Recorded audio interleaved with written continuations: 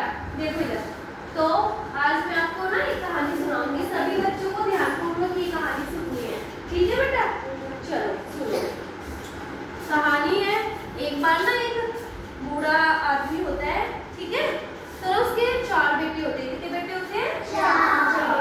वो चारों बेटे ना बहुत आलसी होते हैं, कुछ काम धाम नहीं करते हैं और आपस में इतनी लड़ाई झगड़ा करते हैं, बहुत ज्यादा लड़ाई झगड़ा करते हैं आपस में, भाई भाई एक दूसरे को मारते फिरते हैं और ना ही कुछ काम धाम करते हैं, ठीक है?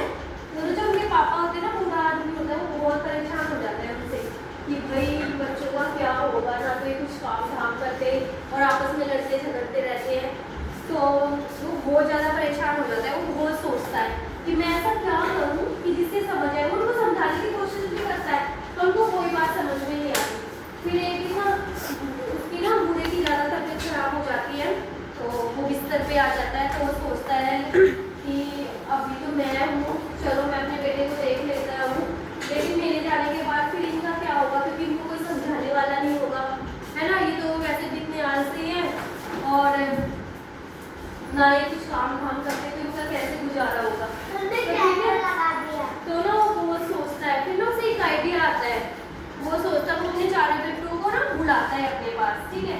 पहले एक एक बेटे को बुलाता है, ठीक है? और एक वो मंगाता है लकड़ी का गट्ठा। क्या मंगाता है?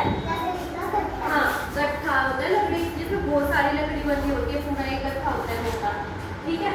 तो अपने 4 बेटे को एक एक करके बुलाता है और चारों से ना एक एक लकड़ी छुड़वाता है, ठीक है? अब जब एक एक लकड़ी होती है ना तो टूट जाती है, क्योंकि एक एक लकड़ी तो कोई भी तोड़ सकता है आराम से, है ना? तो एक एक लकड़ी को तोड़ देते हैं सारे, उसके चारों से 4 बेटे। अब फिर वो पूरा गट्ठा लेता है, पहले एक को बुलाता है कि तुम पूरा गट्ठा तोड़ो। अब पूरा गट्ठा तो इतना मोटा इतना भारी होता है ना, तो तोड़ना तो दूर, वो हिल ही नहीं पाता उससे, इतना बड़ा मोटा गट्ठा, ठीक है? फिर एक को बुलाता है, फिर ऐसे दूसरे को बुलाता है, उससे भी नहीं हो पाता। फिर तीसरे को बुलाता है, उससे भी नहीं हो पाता। फिर चौथे को बुलाता है, उससे भी नहीं हो पाता। तो चारों बच्चों से वो टूट नहीं पाता, अलग अलग करके टूटवाता है तब। तो फिर वो बुलाता है तो बोलता है चलो ठीक है, तुम चारों बच्चे आ जाओ साथ में, ठीक है? अब वो चारों बच्चे आ जाते हैं साथ में।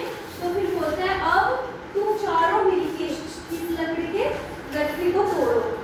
अब क्योंकि एक एक से तो उनसे टूट नहीं रहा था, क्योंकि वो इतना भारी इतना मोटा था, है ना? तो फिर वो चारों जब भाई आ जाते हैं तो चारों मिलकर इस लकड़ी के गट्ठे को तोड़ देते हैं, क्योंकि 4 आदमी तो आराम से तोड़ सकते हैं ना, एक आदमी नहीं तोड़ सकता ना इतने मोटे गट्ठे को। तो ना वो चारों आदमी ना तोड़ देते हैं लकड़ी के गट्ठे को।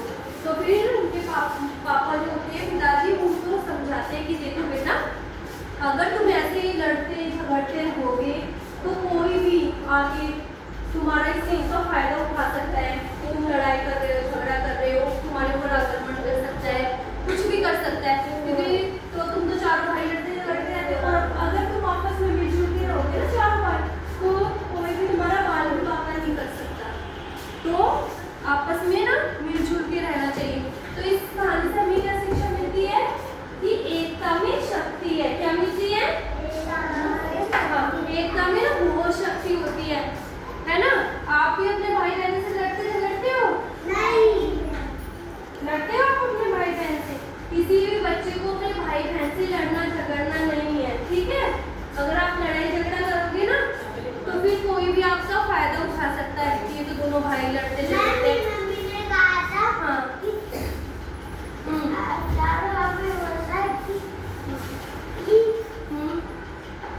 बोलो कि क्या बोलो बात करना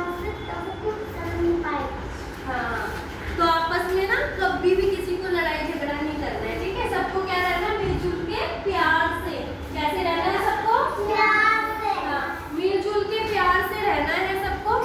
तो आपस में किसी को भी लड़ाई झगड़ा नहीं करना है, ठीक है? उनके आपको नहीं लड़ाई झगड़ा करते अपने भाई से? सौरभ, तो एक तुम हमारा अपने छोटे भाई से लड़ती हो क्या?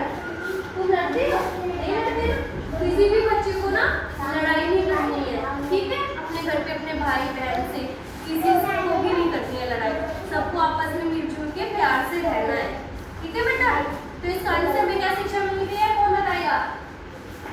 बताओ, खड़े होकर बताओ। अच्छे प्यार से